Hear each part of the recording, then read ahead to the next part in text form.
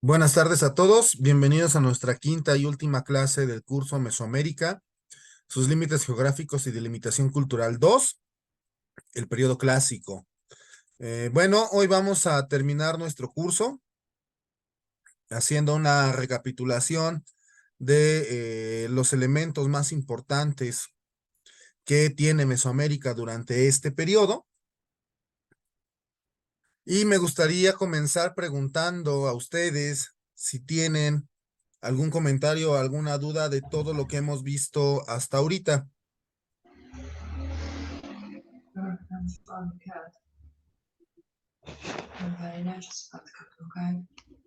Sí, Alfonso, buenas tardes. ¿Qué tal? Buenas tardes a todos. Sí, con respecto a Monte Albán y a la zona maya, su decadencia fue posterior a la caída de Teotihuacán en el 650. Eh, ¿Qué tanto afectó esta caída en las caídas de ambos territorios, de ambas regiones? Y si fue la única razón, o hubo algunos otros motivos internos también que coadyuvaron para que también tuvieran su desenlace estas dos regiones. Bueno, a diferencia de la cuestión teotihuacana, en el mundo maya sí vamos a tener hasta cierto punto continuidades culturales muy importantes. Si bien para el ocaso de los teotihuacanos, para el 650, eh, buena parte sí, de la zona maya todavía estaba en funciones, ya los sitios del Petén, para el mismo periodo de la decadencia teotihuacana, también ya estaban este, decayendo, no por contacto directo que se habría tenido con Teotihuacán, sino por la misma vida que tenían las ciudades, que pues todos los países, todos los pueblos, todas las ciudades pues tienen determinados tiempos de existencia, algunos más, otros menos, pero por las cuestiones de cómo se iba desarrollando la cuestión mesoamericana, en los sitios del Petén, de la zona maya, vamos a tener una decadencia y un florecimiento en los sitios mayas de la zona de la cuenca del Usumacinta. Estos sitios ya van a florecer posterior a la caída de Teotihuacán. Muchos de estos sitios se van a legitimar con elementos teotihuacanos. Ajá. Eh, esta cuestión de la legitimación, pues es muy importante, lo hemos visto desde la cuestión olmeca, de cómo muchos pueblos utilizan elementos culturales foráneos para legitimar a sus élites. En el caso de la cuenca del Usumacinta, pues según lo que estuvimos viendo la segunda y tercera clase, vamos a tener un paso de teotihuacanos hacia el 370 y tantos después de Cristo, teotihuacanos que van a Tikal y van a pasar por algunos sitios de la cuenca del Usumacinta, en donde pues a partir de ese momento van a empezar a legitimarse esas élites vinculándose con Teotihuacán. Como les mencioné, esta cuestión pues puede tener dos vertientes o dos hipótesis principales de las que se derivan pues varias más. Por un lado está la gente que opina que en efecto hubo una conquista territorial por parte de los teotihuacanos en zona maya, y por otro lado, bueno, y esta conquista o llegada de teotihuacanos a zona maya pues se puede deber a varios factores, y está la otra opción de que pues no llegaron teotihuacanos, así como pasó en el mundo olmeca.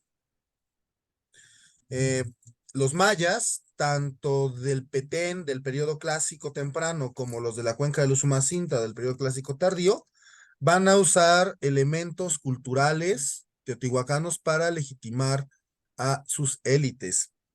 Eh, en el caso, bueno, estas son las dos hipótesis que se manejan. Ajá. Y en ninguno de estos casos está vinculada la cuestión con Teotihuacán, es decir, la cuestión Teotihuacán es independiente del desarrollo, florecimiento y colapso de los sitios mayas. Sin embargo, dependiendo de la temporalidad, mientras Teotihuacán está vivo, vamos a tener uso de elementos teotihuacanos en sitios del Petén, y ya cuando Teotihuacán está pues ya desaparecido, culturalmente hablando, los elementos teotihuacanos los vamos a ver en la zona de la cuenca del Usumacinta. Es decir, si bien la cultura teotihuacana eh, tuvo una participación importante dentro de las hegemonías culturales del periodo clásico, su presencia hasta cierto punto es independiente de la hegemonía de los sitios mayas. No obstante, estos sitios van a empezar a utilizar la iconografía teotihuacana para legitimarse, sea por contacto directo, en el caso de, como les mencioné, si haya habido una llegada de teotihuacanos a la zona maya, o indirectamente, en caso de que no hayan llegado teotihuacanos y solamente los símbolos teotihuacanos. Sin embargo, a eso es lo que me estaba refiriendo hace ratito, esta segunda posibilidad es difícil, bueno, no difícil, o sea, siempre es factible, pero dada la profusa cantidad de elementos teotihuacanos que se encuentran en el Petén, sobre todo en estos sitios vecinos a Tikal durante el 374 después de Cristo en adelante, la gran presencia de estos elementos y la forma en cómo se usan nos habla muy posiblemente sí de un contacto directo, a diferencia de lo que se vio durante el preclásico medio y tardío, en donde la cuestión olmeca era básicamente indirecta. Y eso, ¿cómo lo podremos dilucidar? Pues básicamente con los usos de los elementos iconográficos. Cuando tenemos los mismos elementos iconográficos, pero se les da un distinto uso que en la zona que les da origen, entonces tenemos un contacto indirecto, en donde llegan los elementos simbólicos exclusivamente. Pero si en el lugar encontramos los mismos usos de los mismos elementos y hasta los mismos simbolismos, es mucho más factible que haya habido un contacto directo. Entonces, bueno, todavía se está jugando esas posibilidades. Sin embargo, y para no extender más la respuesta, Alfonso, pues sí, la cuestión teotihuacana sí es muy importante, pero como vamos a ver en este resumen, cada una de estas etnicidades hegemónicas de este periodo era independiente una de otra. Entonces sus desarrollos van a estar hasta cierto punto independientes, van a estar muy interconectados estas hegemonías, pero sus desarrollos y sus desenlaces van a ser independientes del florecimiento o de caída de cada uno de estos elementos. Sin embargo, lo que sí va a permanecer mucho y todavía posterior a este periodo, pues van a ser los elementos iconográficos de estas tres. No sé si te respondí o me fui por otro lado. Entonces, la decadencia de otras regiones después de Teotihuacán no fue directamente un efecto dominó provocado por la caída de Teotihuacán. No, no.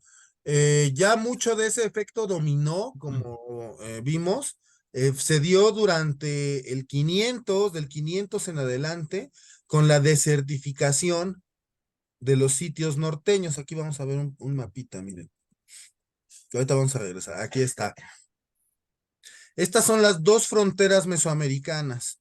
La línea de abajo es la frontera que se va a dar ya para el periodo postclásico, es la frontera tradicional, la que nos propone Kirchhoff para el postclásico. Sin embargo, la línea superior era la frontera mesoamericana durante el periodo preclásico y buena parte del clásico. Hacia el año 500, esta zona, la que está entre las dos líneas, es la que se desertifica. No toda, evidentemente, porque aquí tenemos la Huasteca y esta zona pues no está para nada desertificada. Pero buena parte de esta zona se desertifica y todos los sitios que van a estar aquí sí van a decaer, pero por efecto del cambio climático, y estas etnicidades van a tener que empezarse a mover más hacia el sur para volver a encontrar terrenos fértiles propicios para la agricultura. Y bueno, y esa subida demográfica aunado a los elementos internos que tenía Teotihuacán, pues va a ocasionar la caída de esta entidad, pero eso es independiente del colapso de los otros sitios de Mesoamérica durante este periodo, que es independiente del colapso teotihuacano. Digamos, el único sitio que colapsa junto con Teotihuacán y solamente de manera parcial es Cholula, Mm. pero Cholula sí resurge, Teotihuacán ya no. Cholula sí. Ajá, entonces sí, esa es una característica que tenemos en esta época. Los desarrollos culturales son muy independientes, sí están muy interconectados, pero son muy independientes entre sí. Y la hegemonía o decadencia de un grupo de estos hegemónicos no necesariamente implica un efecto dominó para los demás.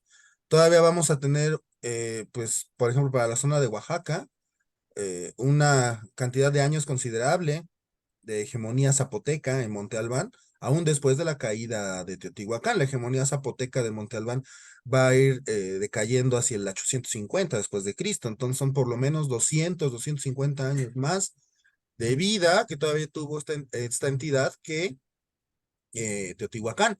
Y de los sitios mayas de esta parte, pues sí, también todavía la caída de Teotihuacán, sitios como Tikal y Calakmul todavía van a estar pujantes, pero ya con menos fuerza, y sitios de la cuenca de los Umacinta, como Piedras Negras, Palenque, Yaxchilán, Ceibal, etcétera, pues van a empezar a ver su florecimiento.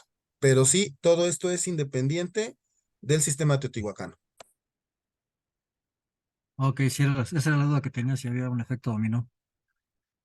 Gracias. Gracias a ti. ¿Alguien más tiene otra pregunta o comentario?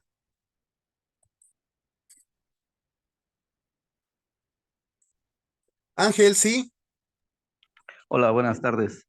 Este, digamos, que lo que yo entiendo es que siempre, digamos, todas las tierras fueron influenciadas por otras personas o por otros grupos culturales.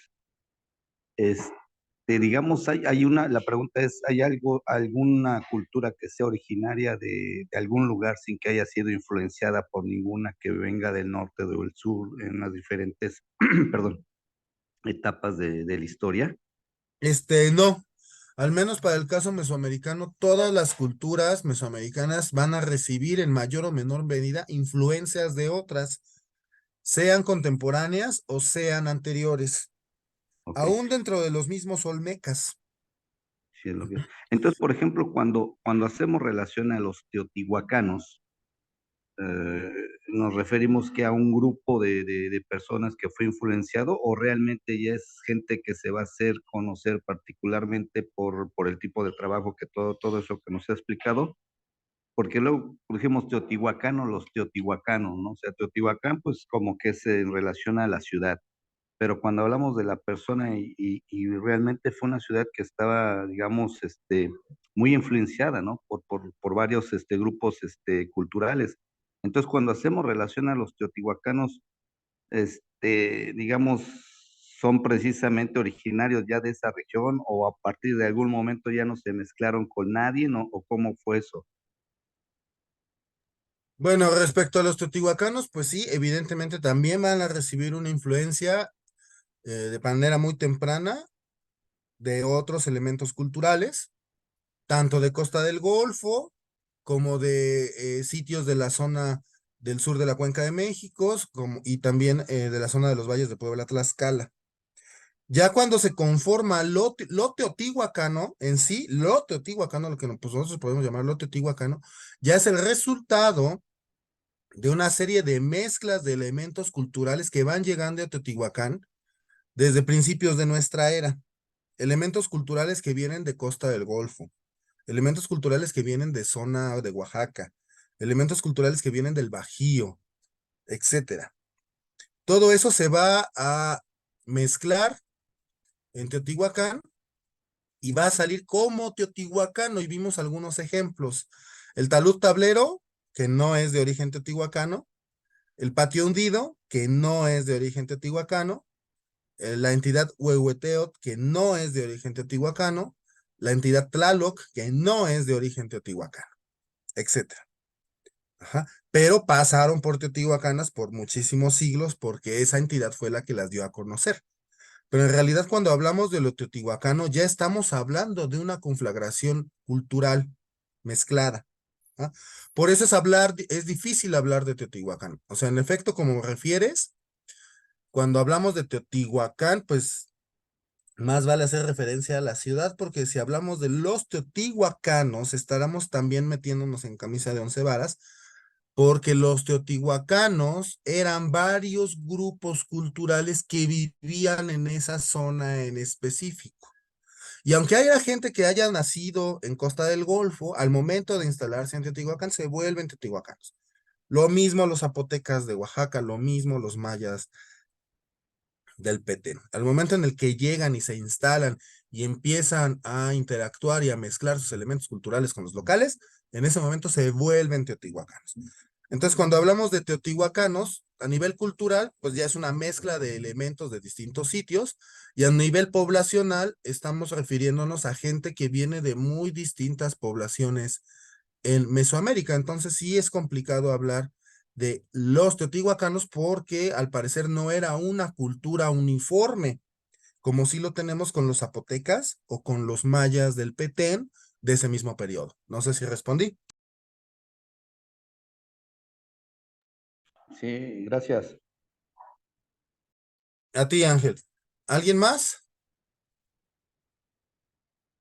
¿Algún comentario o pregunta? No, bueno, entonces recapitulemos un poco esta cuestión. Siempre las cuestiones culturales mesoamericanas van a estar condicionadas a la cuestión climática. De hecho, pues Mesoamérica, la zona cultural de Mesoamérica, se puede superponer de manera muy fácil a, regiones climáticas específicas que tenemos en México. Y bien lo podemos ver aquí, cómo viene la curva de lo mesoamericano en los climas que aquí tendremos, que son templados húmedos, templados subhúmedos, cálido subhúmedo y cálido húmedo en general. Esas regiones en México pues son las regiones mesoamericanas, es la región mesoamericana. Es decir, de entrada, esta región cultural está condicionada por el clima, porque lo que no está en verde o rojo o morado, y que está como en naranja y amarillo, pues eso ya pertenece a otra conflagración cultural que se llama Aridoamérica o Aridamérica. Entonces tenemos Mesoamérica, que va a estar dentro de los climas templados, húmedos, cálidos, con vegetación.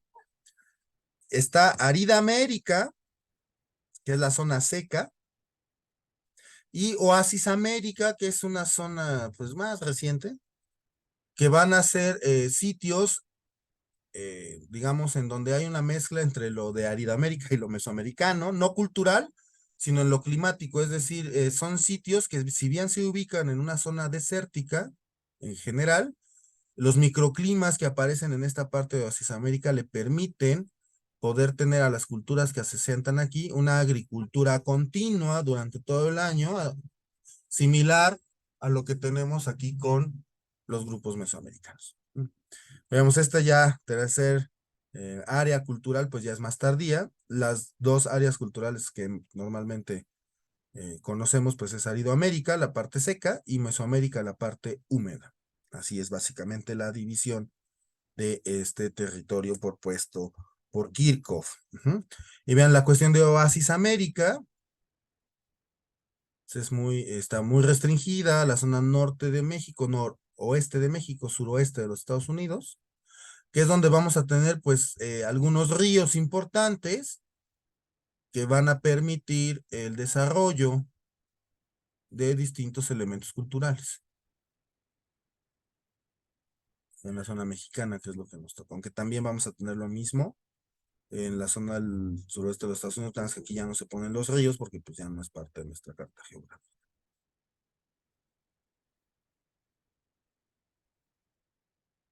Bueno, aquí está la delimitación propuesta por Kirchhoff en la década de los 40. Esto es Mesoamérica. Pero, como siempre les menciono, esta es la Mesoamérica de Kirchhoff de los 40, y Kirchhoff solo la propone, solo la valida para el periodo posclásico tardío. Esta es la frontera mesoamericana para el posclásico tardío. Y como vimos, y como vamos a ver en un momentito más, La frontera durante el clásico, pues era distinta. En el clásico es cuando se mueve esta frontera del norte hacia el sur. Guadalupe, buenas noches. Hola, buenas tardes. ¿Por qué Oasis América? O sea, ¿de dónde viene el nombre? ¿O fue nada más de algunos investigadores o a qué se refiere el nombre? Esa ya sí es más tardía esta cuestión y precisamente se refiere a esos espacios verdes como oasis, esos Ajá, espacios verdes ricos en agua, en tierras fértiles que se ubican dentro de esta zona desértica. ok, bien, gracias. Por eso se le puso ese mote de Oasis América, Ajá, en relación a los oasis que se encuentran en los desiertos. ok, gracias. A ti. Entonces, bueno, vamos a tener esta frontera. La frontera sur, pues siempre fue más o menos estable, o al menos no se movió tanto. Y la frontera norte es la que sí se va a mover mucho más en las cuestiones mesoamericanas. Aquí está lo que les estaba mencionando. El límite geográfico de Mesoamérica durante el periodo clásico, al menos durante todo el preclásico y el clásico temprano, pues lo vamos a tener 500 kilómetros al norte de la frontera actual. Esto ya es árida América, lo que está al norte de esta región. Cuando se mueve esta cuestión mesoamericana, de la frontera mesoamericana, esta área, la que se desertifica, va a pasar a ser el norte de Mesoamérica. Entonces, esto que estoy señalando con el cursor es el norte de Mesoamérica, no el norte de México. El norte de México está acá, ¿no? Esta es una zona de transición entre Mesoamérica y Árida América. Se le llama el norte de Mesoamérica, porque vamos a tener todavía aquí culturas, aunque se desertifica, pues todavía queda suficiente como para poder soportar algunas culturas, las culturas del Bajío principalmente, que va a ser el área pues, menos afectada, que se van a conservar aquí, pero esto ya se va a llamar el norte de Mesoamérica. Y estas culturas que están aquí en esta franja, pues son culturas de contacto y de transición entre los elementos agrícolas netamente mesoamericanos y los elementos eh, seminómadas nómadas y seminómadas del norte de México, ¿no? Porque también esa es otra cuestión importante. Todavía para el periodo clásico, para el momento en el que se mueve esta frontera y todavía un poco más allá, de hecho, durante todo el periodo clásico, todavía las conflagraciones culturales del norte eran seminómadas.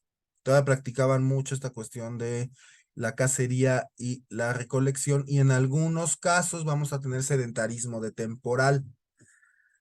Pero el sedentarismo permanente en la zona norte, en Aridamérica, ya es hasta el periodo posterior. Durante este periodo clásico, en el norte no parece haber todavía agricultura permanente, solamente cierta cuestión seminómada o de agricultura de temporal. En cambio, los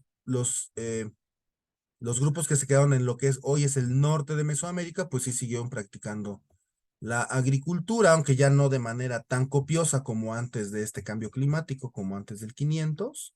Eso hizo que pues muchos de estas entidades pues se tuvieran que mover, pero siempre se quedan algunos.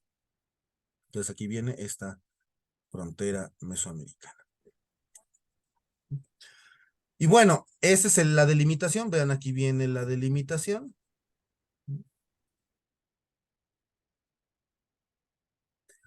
Y estas serían, digamos, las zonas en las que Kirchhoff pues va a subdividir Mesoamérica para el periodo posclásico tardío, que sería Altiplano Central, Costa del Golfo, Oaxaca, Zona Maya, Occidente y Norte. Norte de México. Norte de Mesoamérica, que no es el norte de México. Norte de Mesoamérica. Los principales grupos que llegan poco antes del colapso, bueno, poco antes del colapso y después del colapso de Teotihuacano son de esta franja. Ya después del 650, ya es cuando empiezan a llegar gentes de esta parte. Después del 650 es cuando ya llegan los norteños, los verdaderos norteños, los del norte de México o de la zona de Árida América, hasta el 650 después de Cristo, por lo menos. Los primeros norteños que bajan son los del norte de Mesoamérica. Y esos se empiezan a bajar a partir del 500. Entonces, ojo ahí. Hay que tener cuidado. Y bueno, están estas delimitaciones. Y pues ya tenemos delimitaciones un poquito más específicas para estas cuestiones de cultura mesoamericana, porque la división geográfica pues es móvil. Mientras más avance la cuestión de investigación, pues más subdivisiones de las regiones básicas dejadas por Kirchhoff se van a encontrar. Vean, la parte sur, pues eso prácticamente no se modificó. Ya lo que se sale de esta región verde, pues ya sería la zona de contacto entre las culturas mesoamericanas y las culturas de Centroamérica, que ya traen otro paradigma cultural. No obstante, pues siempre esta zona mesoamericana no está aislada. ¿Ah? Durante distintas etapas de la vida mesoamericana, pues se recibe contacto de otras áreas culturales. Nada más que en distintos momentos es cuando es más o menos evidente. Durante el preclásico era muy evidente el contacto en Occidente de culturas de Sudamérica, durante el preclásico, por ejemplo. Durante el clásico hay un ensimismamiento muy importante de elementos mesoamericanos que no permiten una visibilización de elementos foráneos a Mesoamérica hasta finales de ese periodo con los personajes norteños. Y durante el posclásico también vamos a tener mucho contacto con el norte, seguimos con el contacto con Sudamérica y también vamos a tener mucho contacto con la zona de Centroamérica. Entonces siempre Mesoamérica va a estar interconectada con otras regiones en mayor o menor medida a lo largo del tiempo. Y bueno, esto ya se subdividió gracias a los avances de investigación. Aquí viene la zona norte, que es lo que, digamos, me estaría delimitando las fronteras antigua y la reciente. Costa del Golfo, que no recibió modificaciones, tampoco Oaxaca recibe modificaciones. Son hasta ahorita las únicas tres que se han quedado, pues, como las menciona Kirchhoff, aunque, bueno, ya podemos hacer algunas subdivisiones si nosotros así lo necesitamos. Por ejemplo, el norte, una cuestión es la cuestión del Bajío, o las culturas del Bajío, y otra diferente, pues las culturas que están en la zona de Zacatecas, Durango, por ejemplo. En Costa del Golfo, pues ya lo podemos subdividir, por ejemplo, en Huasteca, zona Totonaca. Oaxaca también lo podemos subdividir en región mixteca, que ocupa parte de Guerrero, y la Zapoteca. El centro de México ya sufre modificaciones, porque una cosa es el centro de México, el altiplano central, y otra cosa es la cuenca de México. Entonces sí vamos a tener hasta cierto punto desarrollos diferentes entre los sitios que están dentro de la cuenca, como Cuicuilco, Teotihuacán, Tenochtitlán, etcétera, y sitios que están fuera de lo que es esta cuenca. Y lo mismo para Occidente, vamos a tener ahorita una subdivisión aquí, Guerrero y el resto de Occidente, pero también podemos hacer subdivisiones en Occidente. Occidente es la caja de Pandora de la arqueología mexicana, todo lo que no entendíamos se mandó para allá, y ya es hasta últimas fechas cuando se está empezando a estudiar de manera interesante y fehaciente el occidente de México. Entonces, por ejemplo, tendríamos Guerrero, que es la primera división, pero también, por ejemplo, tendríamos la zona del altiplano michoacano, donde vamos a tener a la cultura purépecha, que es distinta, o también la zona de Colima, Jalisco, donde tenemos cultura diferente, y el corredor que va de Nayarit a Sinaloa, que es de la cultura Aztatlán, que también tenemos una culturización diferente. Hasta aquí tendríamos una, dos, tres, cuatro por lo menos divisiones en Occidente de México, o más. Y mientras más avance esto, pues más se va a ir subdividiendo. Y la zona maya, pues ya también va a tener subdivisiones, se dividió en tres. Propiamente lo maya, costa sur, que es lo itzmeño, y esta parte de Centroamérica hasta Costa Rica, en donde vamos a tener el corredor de contacto comercial entre Mesoamérica y las culturas de Centroamérica. No obstante, hay algunos sitios mayas que se van a quedar dentro de esta zona, sobre todo los sitios mayas que están en El Salvador y en la parte sur oriente, surponiente, perdón, de Honduras. No son muchos, ya digamos la concentración de sitios mayas aquí es muchísimo menor respecto a lo que tenemos acá. Por eso, digamos, serían entidades fronterizas. Entonces, así va la subdivisión hasta ahorita. Y como les menciono, esto se puede subdividir más dependiendo, uno, de nuestras necesidades y dos, de los avances que nosotros tengamos, porque lo maya también lo podemos subdividir. Ajá, por ejemplo, para la parte del clásico, del preclásico, pues solamente la parte del Petén. Para el preclásico, digamos, aquí podríamos poner una línea y lo maya es lo que se va a desarrollar durante todo el clásico de esta línea donde dice maya hacia abajo. Y ya para el posclásico, de los sitios importantes pues, van a estar donde dice maya hacia arriba y en la zona de los altos de Guatemala y Chiapas, que esta zona de los altos de Guatemala y Chiapas no, es la zona colindante, limítrofe entre el área maya y la costa sur. Que es donde vamos a tener un desarrollo también cultural importante durante el posclásico. Entonces, bien hasta aquí cómo están las divisiones, las divisiones culturales, bueno, geográficas y culturales mesoamericanas. Sí, bien. ¿Alguna duda o pregunta?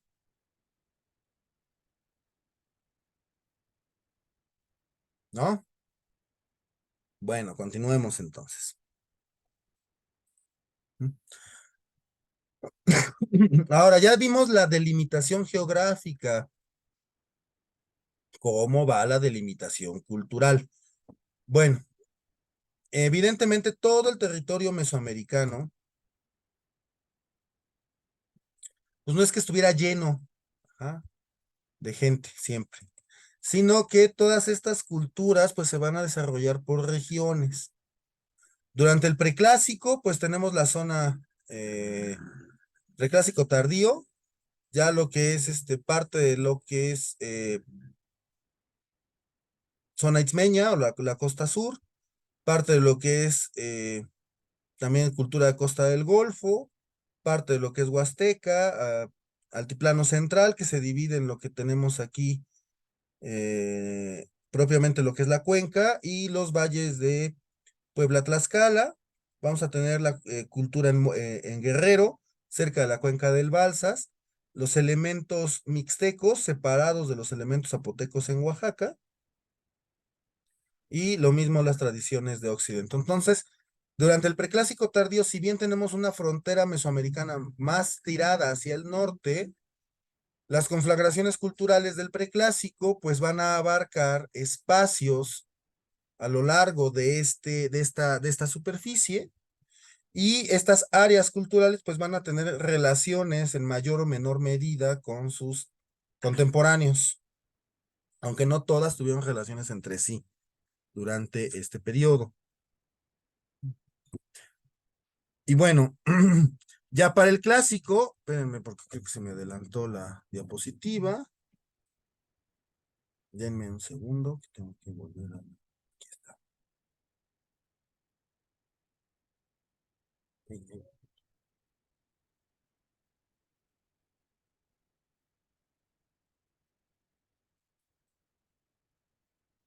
Ya para el clásico, vean cómo cambia la cosa. Vamos a tener toda esta conflagración. Aquí va a estar lo maya, durante el clásico. Esto es lo teotihuacano, o el área de hegemonía teotihuacana, lo mixteco, lo zapoteco, las culturas de Guerrero y Occidente, la cultura de la Huasteca, y estas culturas que son las del norte de México, que van de Zacatecas a Durango, que son las que van a migrar durante el periodo clásico, y lo mismo la tradición de la costa del Pacífico, que van de Nayarit a Sinaloa, que es la tradición Aztatlán, que es la que se empieza a desarrollar durante este periodo. Entonces vemos como otras zonas pues van a decrecer o a desaparecer, como por ejemplo la cuestión de Costa del Golfo.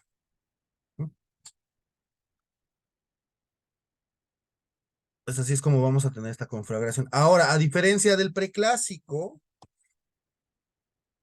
en donde básicamente los contactos que vamos a tener entre estas interregiones, entre estas partes, es exclusivamente comercial, y a partir del comercio, pues llegan otros elementos culturales, como tanto iconográficos como simbólicos. Para el periodo clásico, la cuestión cambia, y no solamente vamos a tener los contactos comerciales que van a ser muy importantes a lo largo y ancho de toda la zona mesoamericana, sino que también vamos a empezar a tener lazos de otro tipo. Ya para este periodo clásico, pues vamos a tener cuestiones militares muy importantes. Muchas de las relaciones que se dan entre estas partes, entre estas regiones mesoamericanas, se da a través ya no solo del comercio, sino de la guerra, como lo pudimos ver con la cuestión teotihuacana, que bueno, los teotihuacanos son la primer gran conflagración bélica de Mesoamérica. Si bien parece ser que los mayas guerreaban de manera más frecuente durante el periodo clásico, los guerreros teotihuacanos pues eran mucho más famosos. Y Teotihuacán pues se va a alzar como la primer gran entidad cultural bélica mesoamericana, en donde a partir del contacto bélico pues va a obtener relaciones políticas, comerciales, etcétera. Además, también durante este periodo se va a poner en la mesa otra forma de relación que va a ser por alianza matrimonial, que esta pues también las tres etnicidades hegemónicas del periodo clásico pues la van a aplicar. Van a aplicar las relaciones comerciales de pequeña, mediana y larga distancia. Van a aplicar relaciones bélicas a pequeña y mediana distancia, y relaciones matrimoniales a mediana y larga distancia. Entonces, estos son los tipos de relaciones que se van a poner sobre la mesa para este periodo. En el caso, por ejemplo, con los zapotecas de Monte Albán, pues vamos a tener, en el caso de los mayas, pues como vimos, es una relación bélica la que se va a tener principalmente, aunque posiblemente esta relación bélica derive o provenga de una alianza matrimonial previa que hubo, aunque hay otras versiones, pero bueno, ya eso nos tocará ver en otro esquema. Alfonso. Sí, me quedé ahorita. eh, las relaciones matrimoniales eran a larga distancia, a media y larga distancia, dijiste. Sí, principalmente a mediana y larga distancia. ¿Y las de guerra a corta distancia? A corta y mediana, aunque hay Corta y excepciones como lo teotihuacano, que también va a ser a larga distancia. Eso es interesante. Sí, Gracias. ese tipo de relaciones son bien interesantes y las podemos ver de manera, digo, todavía no de manera tan específica en los distintos grupos étnicos, pero sí hay mucha evidencia de ese tipo de contacto en los grupos mesoamericanos de este periodo. Ajá, y la cuestión es de que, por ejemplo, las alianzas matrimoniales, pues normalmente van a ser con entidades que son de mediana o de largas distancias y no de cortas. Eso es algo interesante. Siempre hay excepciones, por ejemplo, la zona maya sí vamos a tener algunas excepciones, pero muchas de las alianzas matrimoniales son con sitios que pues, son relativamente lejanos. Entonces, al sitio origen. Entonces, sí es un elemento importante. A diferencia de la cuestión bélica, que normalmente se va a hacer a corta y mediana distancia, con excepciones, ¿no? Como la guerra que hubo, o las batallas, al parecer, que hubo entre Teotihuacán y Tikal, pero bueno, o entre Teotihuacán y Monte Albán, pero bueno, de esas todavía no se sabe, todavía siguen las discusiones al respecto. Y la Perdón, comercial, que esa siempre es de corta, mediana y larga distancia. esas relaciones bélicas a corta distancia eran por parte de Teotihuacán, allí en el centro, eran con el fin de asegurar una proveeduría de alimentos y de tributos básicos. Así es, para eso son estas guerras de corta y mediana distancia, para poder obtener productos básicos para los elementos de corta distancia y algunos productos suntuarios ya para los sitios con los que se hace guerra a mediana distancia. Básicamente, ese límite que marcas de lo teotihuacano era el control político bélico que tenía Teotihuacán ahí a su alrededor. Sí, es el control directo que tenía, digamos. Aquí vamos a tener los sitios que están a corta y mediana distancia de Teotihuacán, con los cuales tenía un contacto directo. Pero ¿eran bélicos o eran alianzas de otro tipo de Aquí alianza que vamos a usted? tener de todo, contactos tanto bélicos, muchas veces estos contactos matrimoniales, algunas veces, son resultado de un contacto bélico previo. Por Ah, ya ejemplo, con después Xochicalco, Cacaxtla, muy ajá, sí, yo lo vi. posiblemente Teotihuacán primero somete estos sitios y después pues se los agencia haciendo alianzas matrimoniales con ellos. Pero aquí digamos, de la guerra proviene una alianza matrimonial, a diferencia de lo que parece ser en Zona Maya, que primero fue una alianza matrimonial y después fue una guerra.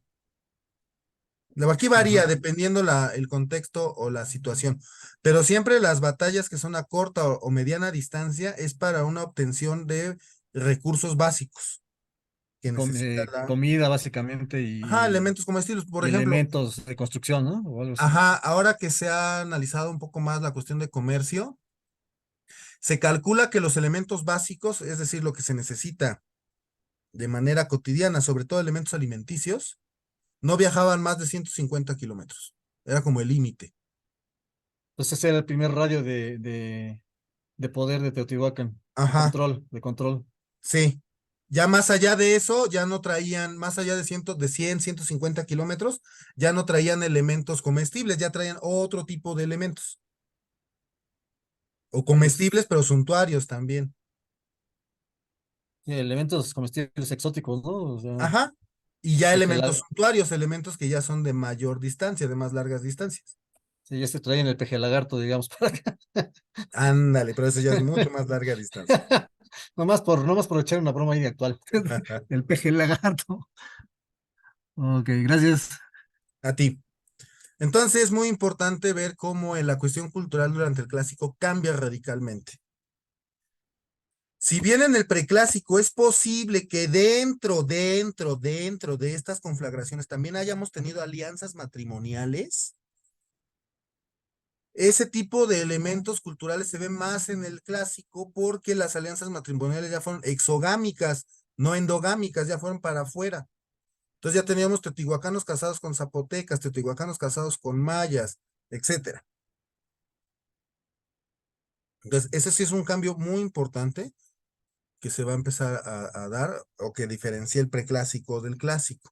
Además de la cuestión bélica, que ya había guerreros aquí, sí, durante el preclásico, pero la cuestión bélica era solamente local, regional, no salía de estas zonas.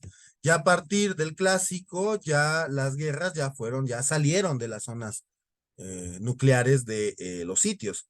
Entonces ya la guerra también se vuelve un elemento importante para hacer política. De ahí las cuestiones de alianza matrimonial. Entonces vamos a tener guerras y alianzas matrimoniales o alianzas matrimoniales y comerciales. Siempre hay alianzas comerciales, siempre. Y a esas pues les pueden ir acompañadas relaciones matrimoniales, militares. En el caso de los zapotecas, pues parece ser que las relaciones entre Teotihuacán y los zapotecas, o entre los zapotecas y los mayas, pues básicamente fueron de comerciales entre zapotecas y mayas, también entre teotihuacanos y zapotecas, pero al parecer con los teotihuacanos sí hubo algunas alianzas de índole matrimonial por la gran cantidad de elementos teotihuacanos que se ven en sitios de Oaxaca, sobre todo en Atzompa, en donde parece que hubo una embajada o un elemento, un lugar donde vivieron teotihuacanos o personajes zapotecas con linaje teotihuacano. Esto, por ejemplo, lo que se ve en Oaxaca, por eso se piensa que hubo zapotecas, teotihuacanos directamente ahí. Es muy parecido a lo que se ve en Tikal con los teotihuacanos. Por eso, más que pensar la hipótesis de que los mayas van a agarrar elementos políticos, elementos simbólicos, perdón, teotihuacanos para legitimar a sus políticas, eh, como lo que vemos es muy parecido a lo que se ve en Oaxaca, pues es más factible un contacto directo entre estos dos grupos étnicos. Lo mismo como se ve en Oaxaca, por ejemplo, aquí en la lápida de Bazán, donde tenemos lo oaxaqueño con lo zapoteca. ¿Mm? Y bueno, para finales de este periodo clásico, pues también la cuestión cultural va a cambiar, porque ahora vamos a tener ya un flujo más importante de elementos culturales, al grado que si bien durante la primera fase de este periodo los elementos están muy aislados, es decir, los elementos teotihuacanos pues se quedan en Teotihuacán o en su zona de influencia directa, los zapotecas en su zona de influencia directa y los mayas en su zona de influencia directa. Para el periodo clásico tardío esto va a empezar a salir. Ajá, y ya vamos a empezar a tener muchísimas influencias foráneas dentro de regiones pues, que no les correspondería. Y lo que vimos la clase pasada del epiclásico, pues va a ser uno de los mejores ejemplos de esta cuestión, en donde tenemos conflagraciones étnicas culturales del centro de México, que van a adoptar, además de los elementos que ya tenían de índole teotihuacana o local del centro de México, van a meter también elementos culturales que antes no tenían ahí y que pertenecen a otras regiones de Mesoamérica como lo zapoteco o lo maya. Entonces, este periodo clásico tardío es muy importante para entender el posclásico, porque durante este periodo clásico tardío se va a empezar a dar esta mezcla intercultural, mezcla de hegemonías culturales del clásico, que a diferencia de las mezclas que vamos a tener del preclásico al posclásico, del preclásico, perdón, al clásico, que van a dar como resultado la iconografía regional de estas hegemonías, teotihuacana, zapoteca y maya, ahora al juntar todos estos elementos característicos y hegemónicos de estas culturas, vamos a empezar a fusionar ya estos elementos culturales para empezar a crear lo que se va a conocer después como el estilo universal o el estilo Mixteca Puebla, que al menos a nivel iconográfico, pues va a ser muy homogéneo en toda Mesoamérica. Entonces, una cuestión importante de este periodo clásico temprano es que, si bien vamos a seguir teniendo características culturales propias de cada una de estas hegemonías, es decir, se distingue perfectamente bien lo teotihuacano de lo maya, de lo zapoteca, en este periodo del clásico tardío va a empezar a fusionarse, va a empezar a mezclarse, como lo vimos en Cacaxtla, los elementos de distintas etnicidades se van a empezar a mezclar, se van a empezar a fusionar para dar como resultado que de estas tres categorías distintas culturales que se tenían durante el clásico temprano y que se empiezan a mezclar durante el clásico tardío, para finales del periodo clásico tardío van a desaparecer las características regionales de cada uno de estos grupos y se va a quedar, digamos, los elementos en común, que es lo que va a dar origen a este estilo Mixteca Puebla. ¿Mm? En donde ya no podemos distinguir lo teotihuacano de lo zapoteca, de lo maya, etcétera. ¿Ok? Entonces, este periodo es muy importante precisamente porque El clásico tardío es donde se va a dar toda esta mezcla cultural de las tres hegemonías del clásico temprano, que van a dar como resultado un estilo que va a ser homogéneo para Mesoamérica, o un estilo que va a ser muy utilizado por toda Mesoamérica para el siguiente periodo, ¿no? Pero ese estilo solamente es posible gracias a la fusión de elementos culturales que va a haber durante el clásico tardío. Y los sitios que estuvimos viendo la clase pasada, como Xochicalco y Cacaxtla, pues son muy representativos de esas fusiones culturales. Porque en estos sitios, todavía, si bien tenemos elementos mayas, elementos teotihuacanos, etcétera, todavía podemos distinguir muy bien qué es lo teotihuacano, qué es lo maya, etcétera. Lo mismo en Cacaxtla. Tenemos una mezcla muy fina, muy interesante de elementos del centro con elementos mayas, pero todavía podemos distinguirlos unos de otros, aunque ya se encuentran juntos. Esto al paso de 250 años, casi 300 años, pues va a mezclarse de tal forma que se va a homogeneizar. Y estos estilos, el estilo teotihuacano, el estilo zapoteca, el estilo maya, se van a perder durante el periodo clásico tardío y lo va a sustituir un estilo interregional que va a ser utilizado por toda Mesoamérica durante el posclásico, que es el estilo Mixteca Puebla, del que veremos en la clase posterior, que ya como les mencioné, ya la tenemos lista, la clase del posclásico, que la vamos a iniciar de este martes que viene en 8, entonces todavía tienen chance de anotarse. Y bueno, estas cuestiones culturales del periodo clásico, pues también se van a ver muy bien durante el clásico tardío, porque si bien se van a empezar a fusionar los elementos iconográficos y algunos elementos culturales, pues todavía las formas del periodo clásico temprano van a permanecer.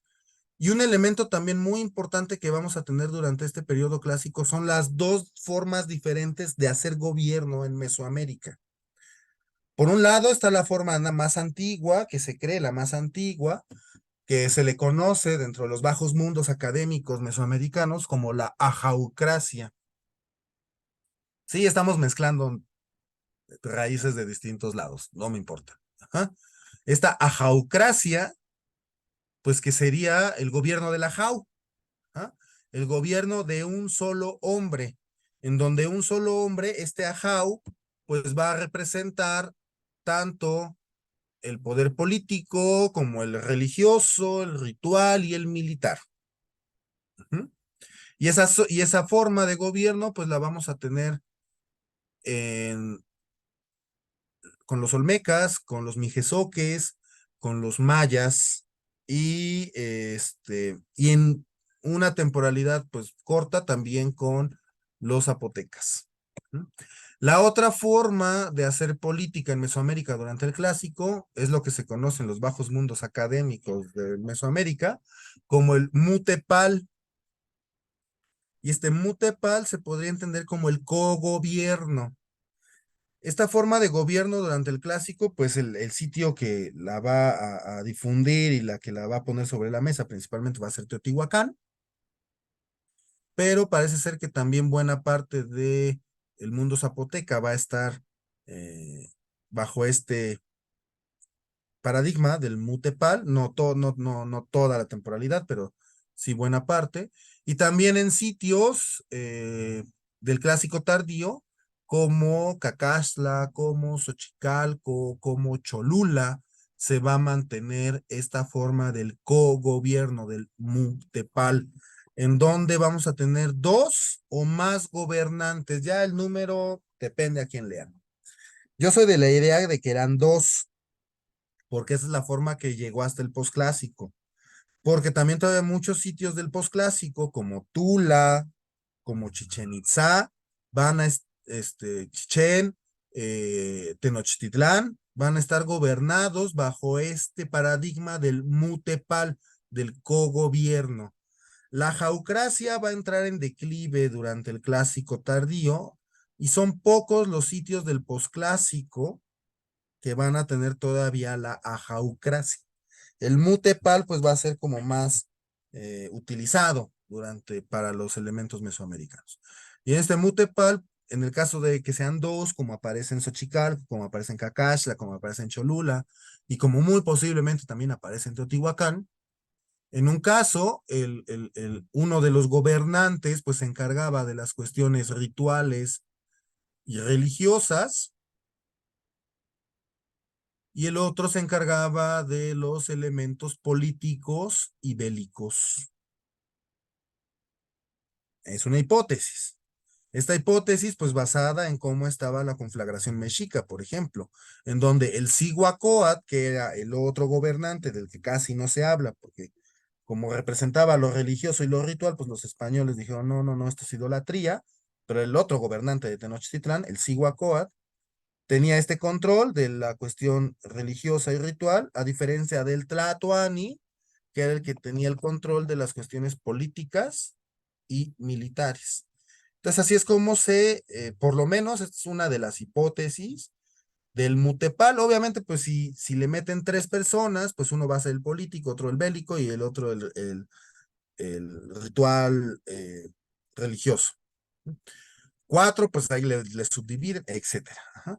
La evidencia iconográfica, que es a lo que yo me dedico, pues nos muestra al menos 2. O sea, ese es el número que siempre aparece en los sitios que están siendo gobernados con este paradigma que es el mutepal. Entonces, eso también es una cuestión importantísima del periodo clásico. Estas formas de hacer gobierno, la jaucracia por un lado y el mutepal por el otro. Y ya el periodo posclásico, como veremos en nuestro siguiente curso, pues básicamente el mutepal es el que va a permear buena parte de Mesoamérica, aunque todavía vamos a tener muchos sitios que manejan la jaucracia.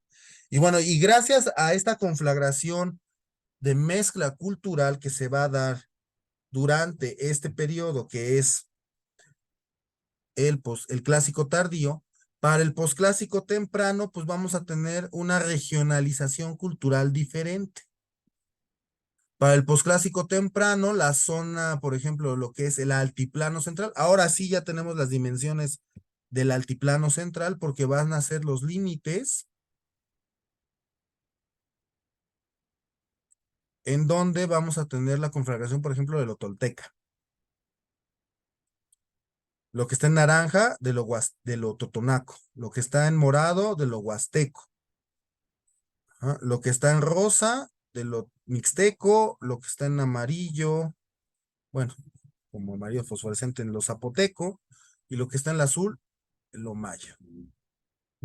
Vean cómo estas conflagraciones culturales también se van moviendo. ¿Ah? Es decir, lo que nos deja Kirchhoff dentro de los límites geográficos, pues son los límites evidentemente generales.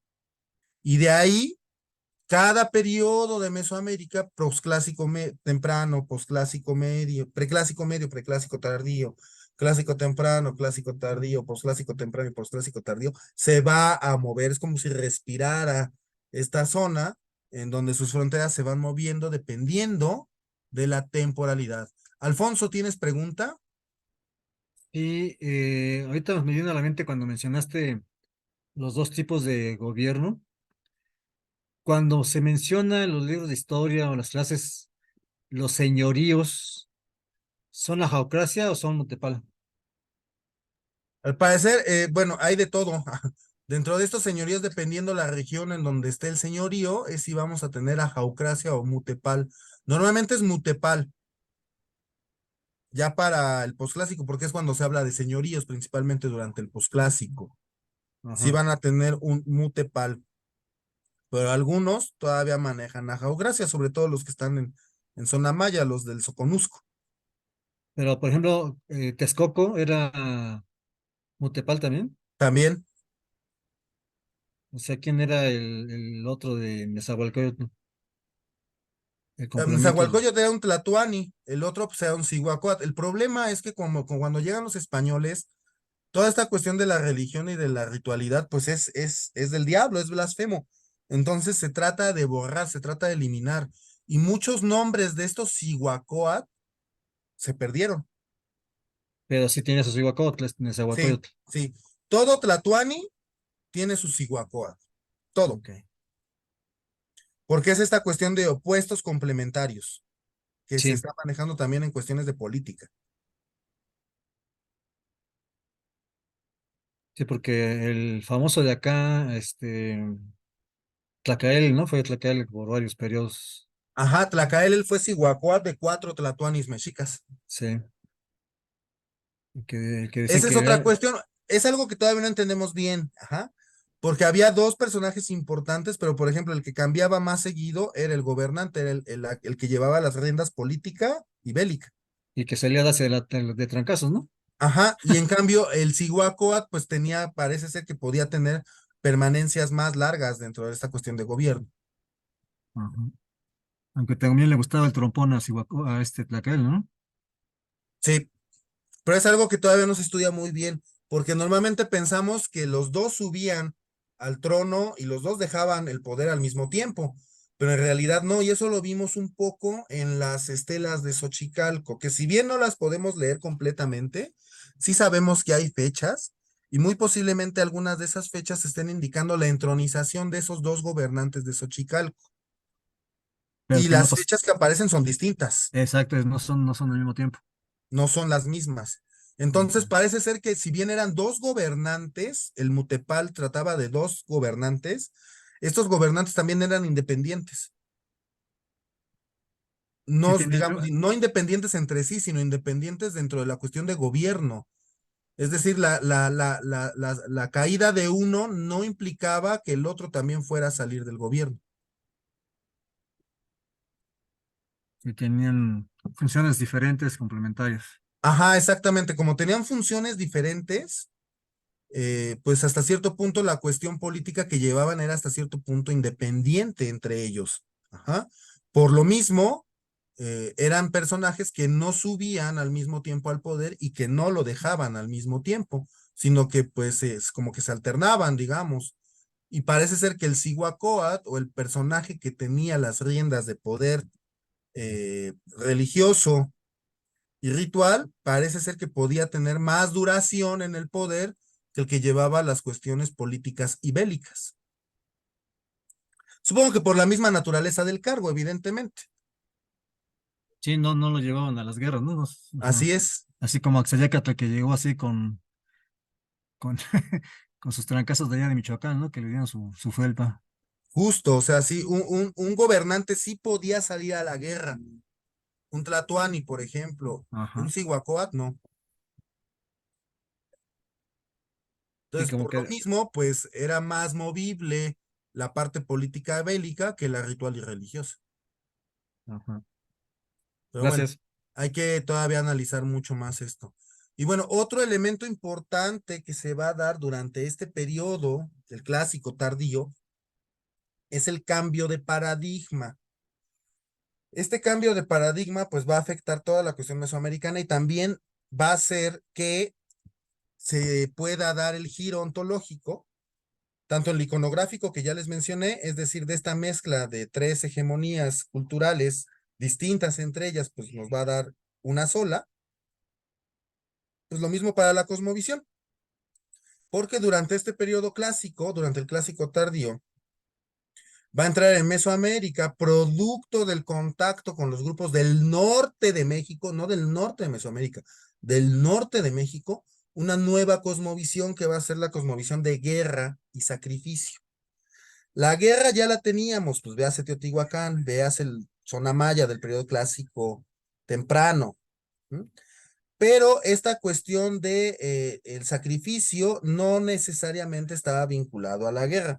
Sí lo tenemos, por ejemplo, en la cuestión de Tikal, en donde cuando llega Búho Lanzadardos a Tikal, pues ese mismo día se muere el gobernante de Tikal. Entonces, pues ahí hubo una guerra y seguramente un sacrificio de ese individuo, o también puede ser que el individuo haya muerto en la batalla.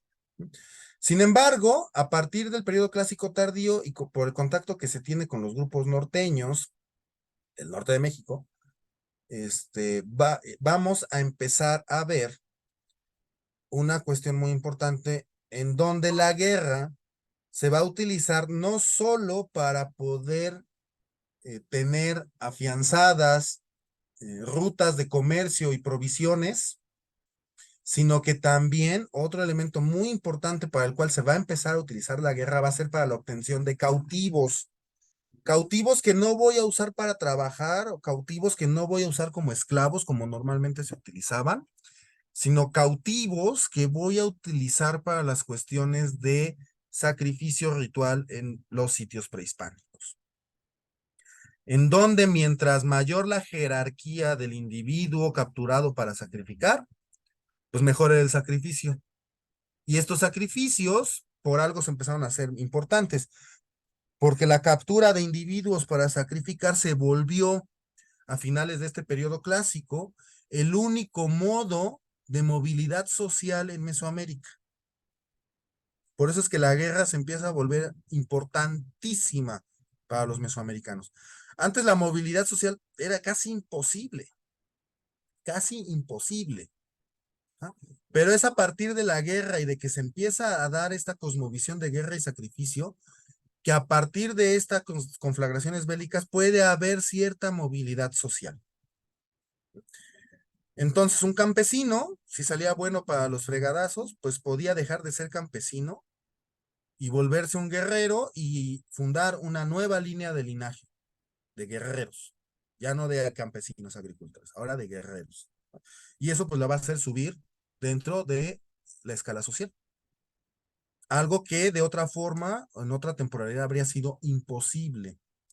Y esto es solo gracias a que, debido a este aumento de elementos bélicos, y en donde parte importante de la guerra era la obtención de cautivos, pues a partir de la obtención de estos individuos para sacrificar, pues uno podía empezar a adquirir mayor o menor prestigio. Y no solo eso, sino que este cambio de paradigma va a ocasionar que las cuestiones agrícolas que antes se hacían de manera directa en Mesoamérica, es decir, los sacerdotes o las deidades hablaban con los dioses y ellos mismos fertilizaban la tierra con su sangre o con sus semillas, y nosotros los mortales más iguales podíamos hablar con los dioses de la agricultura, con los dioses del agua, a través de nuestros ancestros y a través de ellos pedirles, pues esto ya no se va a poder, porque ahora lo que va a mediar esta cuestión agrícola va a ser el sacrificio. El sacrificio se va a volver como un elemento indispensable para poder mediar estas relaciones entre el mundo histórico y el mundo mítico sobrenatural de los dioses, y para que los dioses nos puedan responder va a ser como un elemento catalizador el sacrificio. Y mientras más estatus, mientras más plusvalía tenga ese sacrificio, pues mejor. Entonces, esta cuestión se va a empezar a volver muy importante. Y este giro ontológico empieza durante el periodo clásico tardío, el epiclásico, y se consolida durante el periodo posclásico temprano, en donde prácticamente toda la política mesoamericana se hacía a través de la guerra y del sacrificio. Una cuestión importante que vamos a ver es que aquí en el epiclásico lo tenemos poco, pero se empieza a ver, es que la iconografía mesoamericana pues va a empezar a aumentar los iconos vinculados con la guerra y con el sacrificio. Cuestiones como cráneos, huesos cruzados, manos cercenadas, armas, sangre, etcétera, van a ser muchísimo más comunes que los elementos que teníamos durante el periodo clásico. Plantas de maíz, animales, elementos acuáticos, elementos celestes, etcétera. Además, por lo mismo cambian las representaciones. Ya no vamos a tener sacerdotes como por ejemplo lo tuvimos en Teotihuacán o en Oaxaca, o también en zona maya. Vamos a tener guerreros. Ahora, por ejemplo, vamos a tener procesiones de guerreros en Centro de México. Los gobernantes mayas del periodo clásico, tardío y posclásico se van a representar como guerreros. Ajá. También en Oaxaca vamos a ver mucho el aumento de elementos bélicos. De hecho, la conflagración, como lo vamos a ver durante el siguiente curso,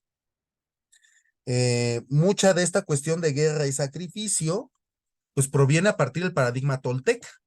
Estos personajes que vienen del norte, norte, norte, ¿sí?, que llegan a Mesoamérica alrededor del 700, 750 después de Cristo, y empiezan a transformar esta cuestión mesoamericana con su paradigma de guerra y sacrificio, ajá, haciendo que Mesoamérica se toltequice.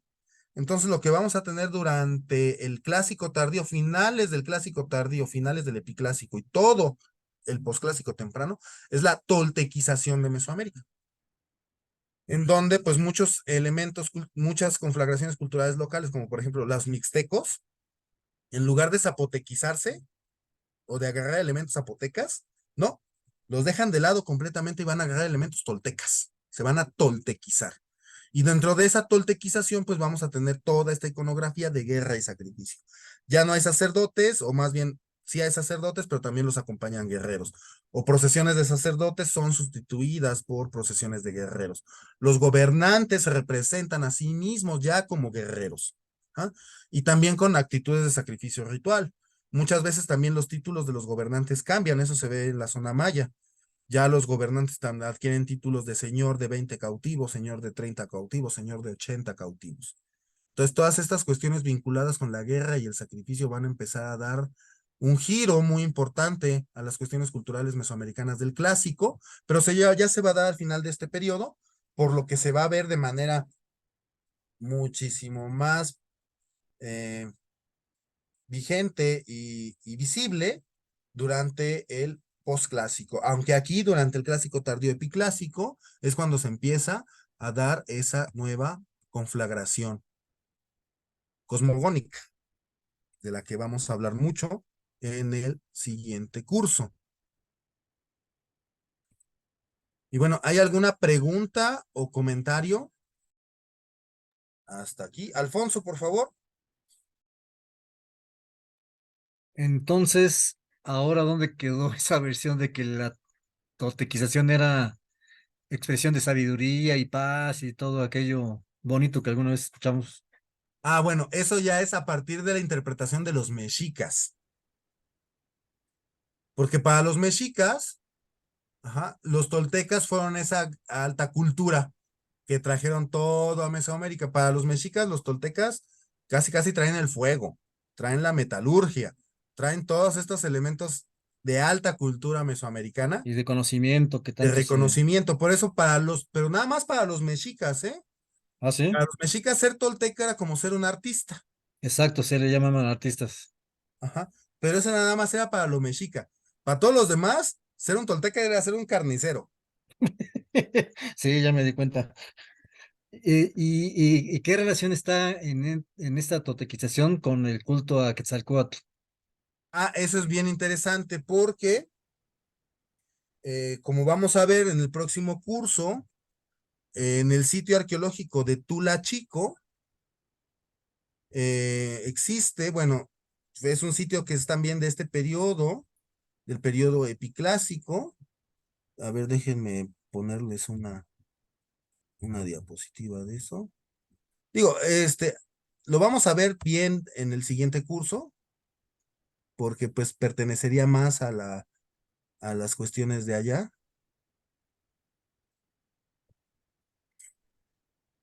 Entonces también se me va a derrumbar Quetzalcóatl. Aquí, Tula Chico es un sitio del periodo epiclásico, es un sitio contemporáneo a Cacazla y a Xochitecatl. Ajá. Pero es un sitio que desafortunadamente no está muy excavado. No está muy excavado, de hecho, nada. Este sitio tiene muy pocos elementos excavados. Esperen un segundito. Tengo algunos problemas la computadora. ¿Todavía me escuchan? ¿Me escuchan bien? Sí, sí, sí, escuchamos. Sí. Entonces, bueno, Tula Chico es un sitio del periodo epiclásico, pero digamos, no se ha dado mucho a conocer porque se ha estudiado muchísimo menos que los sitios de Xochicalco, Cacazla o Teotenango. En este sitio de Tula Chico, al parecer hubo un gobernante que se hacía llamar serpiente emplumada, Quetzalcóatl. Sea Tenía un Catopilsin. nombre calendárico, Seacat. uno caña. Ujú. Recordemos que los nombres calendáricos pues vienen desde, pues, lo tenemos pues, visible en varias regiones. Ajá. Entonces, este Seacat, que se le conoce también como Topiltzin Quetzalcóatl, era gobernante de Tula Chico, era gobernante de este pueblo. ¿Mm? En Tula Grande, que es el Tula Xicocotitlán, están en el mismo cerro, literalmente. Uno entra por aquí y para allá Tula Chico nada más uno tiene que desviarse para la derecha y, o seguirse derecho para Tula Grande. ¿No? Tula Grande, que es Tolan Xicocotitlán, lo va a representar como un ancestro. Está, de hecho, este personaje que era el gobernante de Tula Chico, va a estar representado en Tula Grande, en el edificio donde están los Atlantes.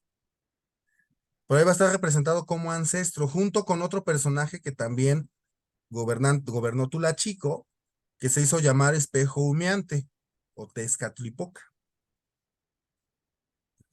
Aquí en Tula Grande aparecen como ancestros. Y es hasta cuando decae Tula Grande, cuando decae Xicocotitlán, que estos ancestros empiezan a ser deificados por las entidades posteriores. Es decir, por ejemplo, por los chichimecas que trajo Xolotl, van a empezar a ser deificados estos ancestros, y ahí es cuando vamos a empezar, o cuando podemos empezar a hablar ahora sí de Quetzalcóatl como deidad. Eso ya después de Tula, hasta el posclásico tardío, podemos hablar de Quetzalcóatl como deidad, ¿Más o menos en qué fecha? hasta después del 1200 después de Cristo. Ok. Parece que ese Quetzalcóatl, o sea, Caltopitzin Quetzalcóatl, gobierna Tula Chico alrededor del 800, entre el 800 y el 900 después de Cristo. Después es representado alrededor del 1100 en Tula Xicocotitlán como ancestro, y ya es deificado hacia el 1200, 1300 después de Cristo. Pero ya traía esto la carga del nuevo paradigma de la guerra para sacrificios. Así es, esa carga, esa carga paradigmática la tiene desde que fue gobernante en Tula Chico, pasa por Tula Grande, donde seguramente le meten más carga por representarlo como ancestro, y eso le valió para que fuera deificado por entidades posteriores. Entonces también se nos cae eso de que era buena onda y un Dios bueno. Así es, así es. Esa es la visión que tienen nada más los mexicas. Pero si tú le preguntas, por ejemplo, a los mayas chontales que vivían en Xicalanco, ¿cómo eran los toltecas? Van a decir que eran unos HDPM. Oye, y en Cholula, esa veneración a Quetzalcóatl tan grande que tienen. mm, Es porque Cholula, bueno, cae con Teotihuacán, hacia el 550, 600 también cae, pero durante el Epiclásico, para el 650 empieza a renacer Cholula, como digamos una forma antigua, como un enclave de Teotihuacán, por eso se empieza a volver un sitio religioso y de legitimación importante, porque todavía conserva muchos de los rasgos teotihuacanos, eh, Cholula, pero alrededor del 1000 va a ser sometido por los toltecas de Xicocotitlán. mm, Ahí es cuando estos famosos toltecas expulsan a esos xicalancas o sí. esos personajes de Cholula, y fundan la nueva ciudad que ya no existe porque se quedó abajo de donde está el complejo arquitectónico de San Gabriel. Ajá, sí. Ahí es donde estaba el Cholula fundado por los toltecas. A un lado ahí de la pirámide. Ajá, porque ese Tlachihualtepetl, el de la pirámide, ese fue el Cholula del periodo teotihuacano. Ujú. Porque sí, le tuvieron gran veneración a Quetzalcóatl, ¿no? En Cholula. Ajá, así es, cuando llegan estos toltecas, pues ya traen a esta entidad Quetzalcóatl como ancestro o tal vez como una protodeidad y queda en Cholula, Y cuando esta entidad ya ahora sí es una deidad, pues también en Cholula se proclama como tal. Pero esta deificación de Quetzalcóatl es durante el posclásico, ¿eh? No se da en el clásico. Por eso es que no podemos hablar de Quetzalcóatl en este periodo clásico, Dios. solamente en el posclásico. Sí, por la carga ya que trae de edificación, ¿no? Así es. Entonces, en el clásico, serpiente emplumada. Es serpiente emplumada y es un símbolo de opuestos complementarios y es un símbolo que utilizan élites teotihuacanas para representar su poder político. Ok. Está interesante el chisme. Gracias. No, súper interesante. La cosa es que, pues, si hablamos de esto, nos tardamos los siglos. Entonces, trato de darles los elementos más significativos y más relevantes para que los podamos trabajar. Y evidentemente de ahí nos van a empezar a saltar otros paradigmas, pero ya con las herramientas que se supone estamos adquiriendo en estos cursos, pues lo vamos a poder afrontar sin ningún problema. Gracias. Gracias, Alfonso. ¿Alguien más tiene otra pregunta o comentario?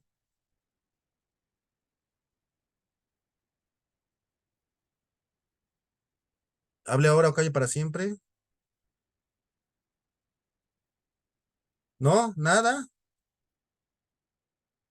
¿Alguna duda o pregunta? Es que ya tiraste nuestros paradigmas antiguos de Quetzalcóatl. Pues sí, para eso son estos cursos, para andar tirando este tipo de paradigmas que pues muchas veces lo que andamos repitiendo son errores. Mm. Entonces ya no vamos a Bueno, ir a danzar de color blanco a las pirámides. No, por favor. Esta cuestión de la ¿cómo le podríamos llamar? New Sí, la Age, es New Age. quetzalización de Mesoamérica es gracias al doctor Román Piñachán, mm, porque el doctor Román Piñachán era un excelente arqueólogo, excelente, como pocos ha habido. Pero al momento de interpretar las piezas que sacaba, híjole, se volaba mucho. Y él era mucho de esta cuestión de la teotihuacanización, primero de la mexicanización de Mesoamérica, o sea, entender toda Mesoamérica a partir de lo mexica, No, y pues no. después de teotihuacanizar ciertas áreas mesoamericanas, como Teotenango, por ejemplo. Pero Y creo bueno, que él era de la idea de que fue al revés, ¿no? La conquista fue de los mayas hacia el centro, ¿no? él, por ejemplo, tenía esa idea de que estos elementos como el chacmol venían de zona maya hacia el centro de México. Ujú. Sí, Aunque ya se había demostrado que no era así, pero bueno. Pero lo que más le debemos de estos errores a don Román Piñachán, precisamente, pues es esta quetzalcoalización de de Mesoamérica, Mesoamérica. en donde mete Quetzalcóatl en todos lados y con el Sí. mismo simbolismo de Dios que tienen los mexicas. O sea, para Román Piñachán, el edificio de Serpiente Emplumada de Teotihuacán era el edificio de Quetzalcóatl. Lo mismo el edificio de Xochicalco.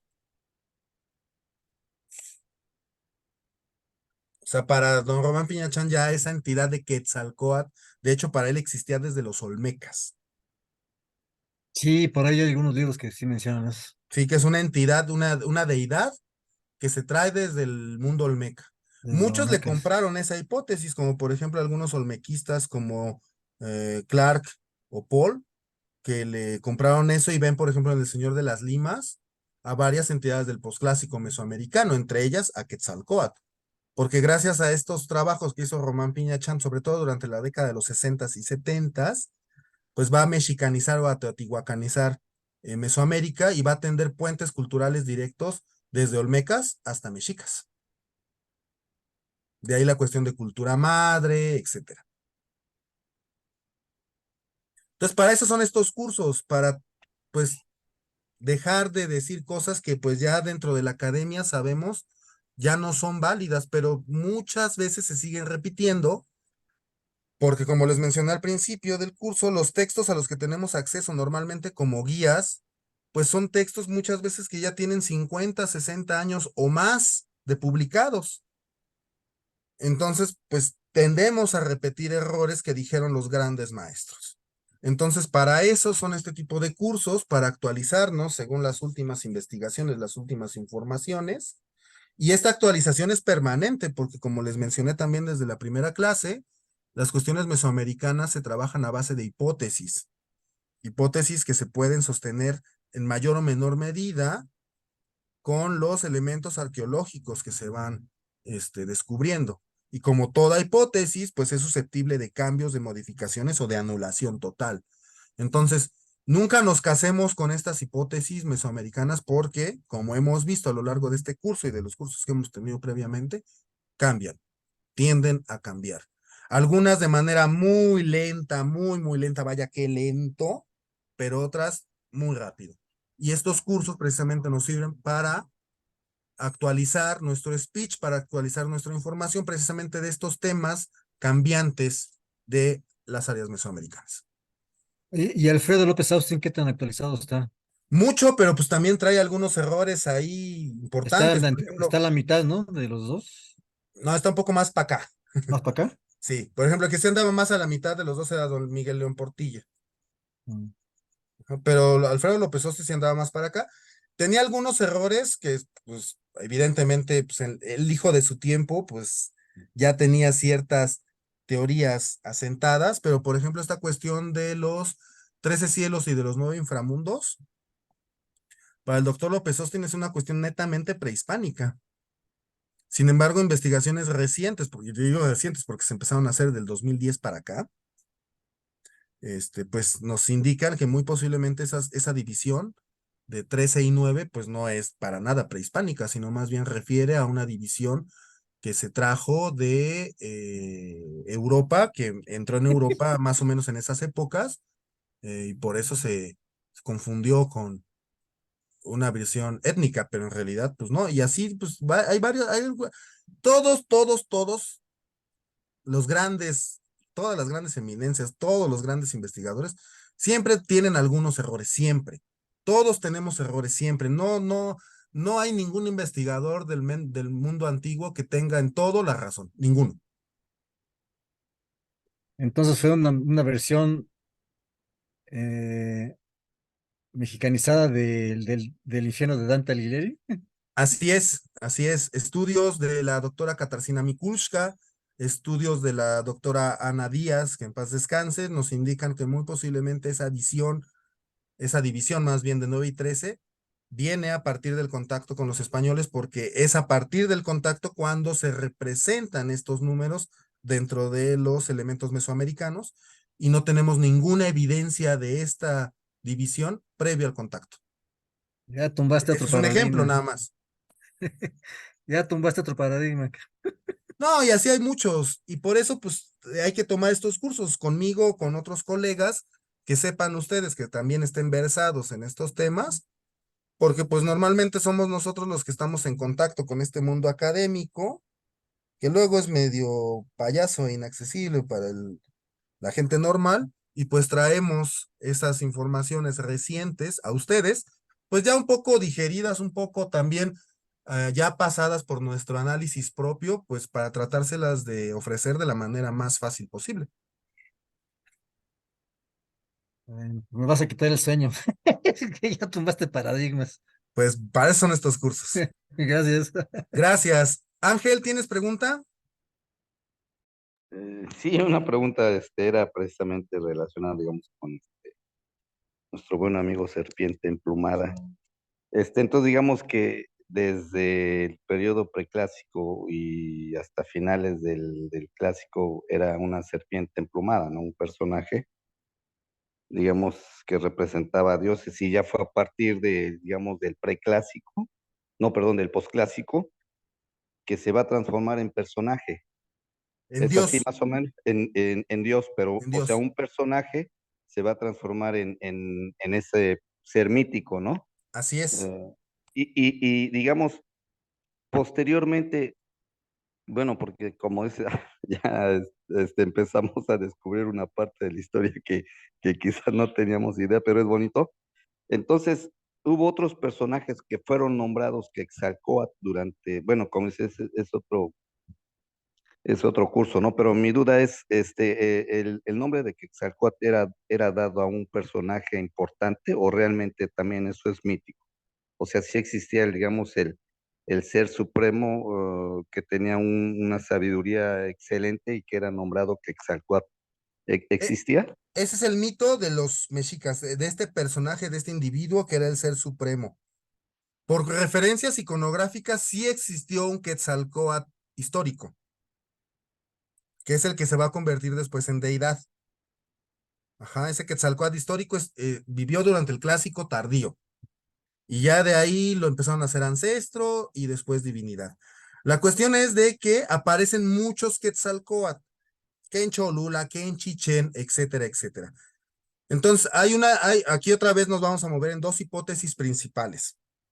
La más sonada es de que, pues sí, efectivamente era un personaje, y este personaje importante, pues, tiene migraciones rituales, forzosas posiblemente, y en donde va llegando, pues va dejando como su huella, su legado, y de ahí se agarran estas gentes para decir, no, pues aquí pasó Quetzalcóatl, como en Chichén, como en Cholula. La Eh, otra es lo que tú me Antes, mencionaste. sí, antes hay un paréntesis, no sé, Sí, porque bueno, yo leí unos libros donde aparentemente esos personajes que eran llamados Quetzalcóatl tenían el don de curar, y por eso mucha gente los seguía, y por eso había mucha gente que, digamos, que se presentaba para tratar de curar algún problema de esa época. ¿Era algo así más o menos el Quetzalcóatl en esa época? ahí viene lo del otro título, porque la primera hipótesis es de que sí era un individuo histórico de donde se basa toda esta cuestión mítico-simbólica. ¿Mm? La otra es que a partir de este individuo histórico se adquiere como ese título de Quetzalcóatl. Entonces, digamos, vamos a tener varios Quetzalcóatl, un Quetzalcóatl en Chichén, un Quetzalcóatl en Cholula, un Quetzalcóatl en Tula, y no era la misma persona, sino más bien sería como un título. Esas son las dos hipótesis que se están mencionando, que se están manejando ahorita. La que tiene más seguidores es la primera, o sea, de que un individuo, de ese individuo, pues sale toda esa cuestión cultural que nosotros llamamos Quetzalcóatl. Y la otra hipótesis es, gracias a la gran cantidad de Quetzalcóatls que aparecer existieron en distintos sitios de Mesoamérica durante el posclásico, se piensa que solamente en este periodo y durante este periodo había un título de personaje que se llamaba Quetzalcóatl y que ese título le pertenecería a una persona sabia, inteligente, a un especialista ritual del más alto estatus. Esa es la segunda hipótesis. No sé Ok, si respondí. sí, no, no, excelente, muchas gracias. Entonces, así andamos, así andamos. Ya, ¿cuál hipótesis? Bueno, es bueno que conozcamos todas. O sea, hay más, pero digamos, estas son como las más discutidas, las más sonadas dentro de los ámbitos académicos. Ujú. Y luego también, pues está la cuestión, y eso lo pueden ver más con Manuel Germán Lejarazu, y también hay un texto muy importante que habla de estas cuestiones, que es un texto de María Elena Vega y Miguel Pastrana, que se llama El gobernante en Mesoamérica. Y bueno, con esos dos textos vamos a entrar en un tema que no es de este curso, pero es interesante, que es el héroe cultural. Muchos sitios prehispánicos tienen héroes culturales.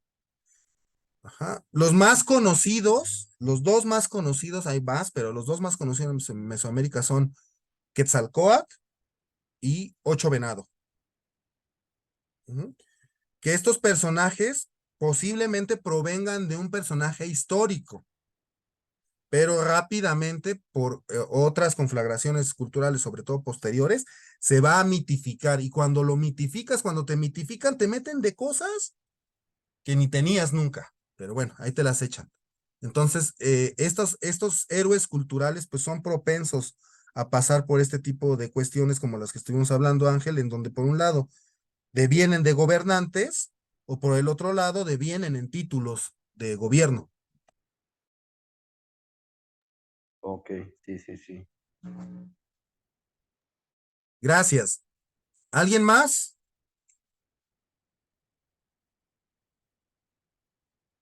¿Alguna pregunta o comentario? Yo nada más para sugerir que el siguiente curso después del posclásico sea deidades. Sí, vamos a tener ya más cuestiones temáticas en Mesoamérica. Gracias por el consejo, sí lo vamos a tomar en cuenta, pero ya serían cursos para el próximo año, Sí, porque claro, ya el curso pero del sí posclásico ya sería, sería el último en línea. o sea, todo esto que tú nos estás platicando, efectivamente es un cambio de todo, de paradigma en todo lo que hemos leído y aprendido en años. Entonces, es bien importante que lo conozcamos, que lo manejemos, porque tú estás bien actualizado.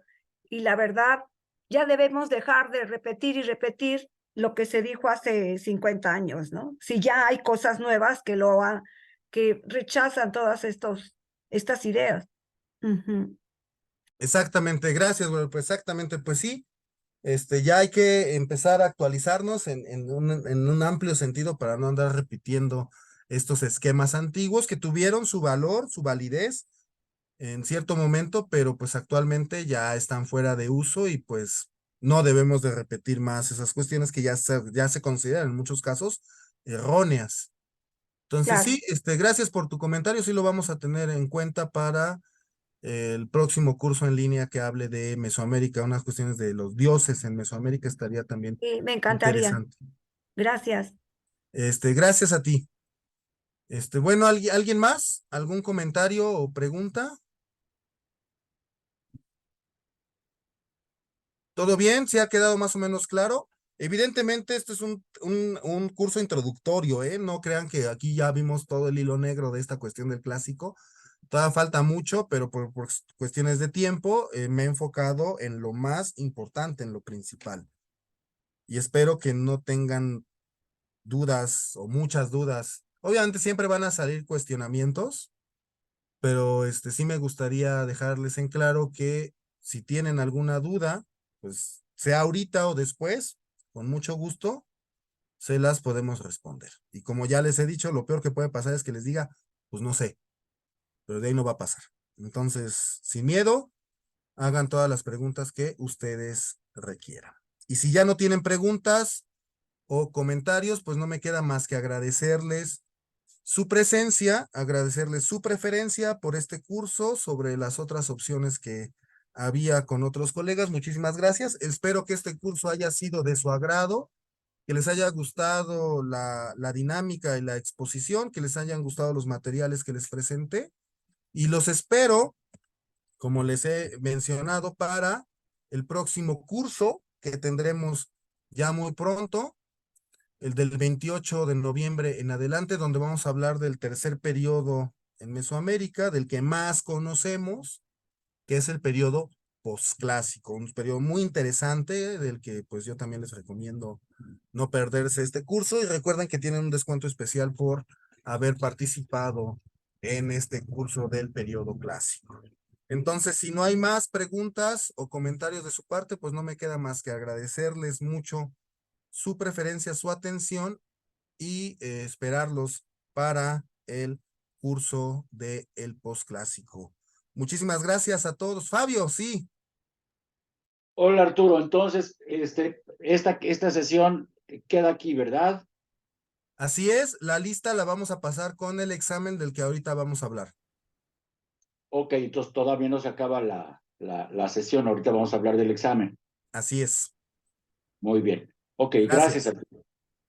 Pero entonces, si ya no hay más preguntas o comentarios del tema, pues aquí cerraríamos el curso y no me queda más que darles las gracias por su atención y su preferencia y esperarlos para el próximo curso que ojalá todos ustedes nos puedan acompañar. Muchísimas gracias y muy buenas noches. No se desconecten que ahorita vamos a hablar de el examen. Gracias a todos por este curso, por su atención. Muchísimas gracias. Muchas gracias, muy Muchas interesante. gracias Gracias a por ti, compartir. Arturo. Muchas Muy, gracias. muy interesante. Gracias. Felicidades, Arturo. Muchas gracias.